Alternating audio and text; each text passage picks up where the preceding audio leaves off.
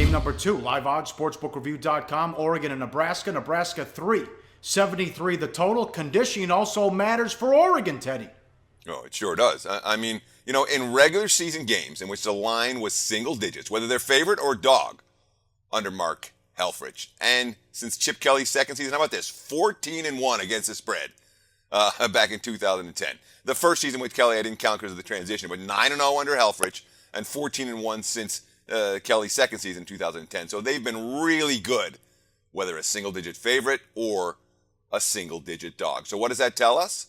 It tells us that when the matchups are close, the Ducks have been able to wear teams down. Another squad with elite-level speed. For Oregon, it's more on the offensive side than on the defensive side like Florida State has. But, boy, that offensive speed has really worn teams down after halftime. Second straight year in FCS quarterback transfer. Last year, Vernon Adams from Eastern Washington. This year, Dakota Prukup from Montana State.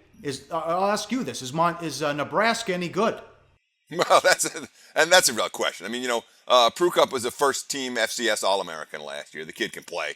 I don't know if he has an NFL future, but it's not like, with the exception of Mariota, that Oregon's been sending a ton of quarterbacks to the NFL and having success in that regard. Now, you ask if Nebraska is any good. I'll tell you this, they're not as good as the scoreboard has looked so far. They got wins and covers against Fresno and Hawaii in their first 2 games. Both of those games were competitive contests at halftime. Both those games were competitive contests after 3 quarters. The fourth quarter, Nebraska 50, Fresno State and Wyoming 0. Wyoming was a turnover machine last week. Fresno fell apart the week before. I don't know that Oregon's going to have those same type of failures. And when you have a team that outscored their first 2 opponents, 50-0 in the fourth quarter of the first 2 weeks, you just wonder if maybe the markets are overvaluing them just a little bit. Let's put it this way. My number didn't have Nebraska as the favorite here, let alone the favorite by a field goal. Hey guys, for the full video, go to sbrpicks.com.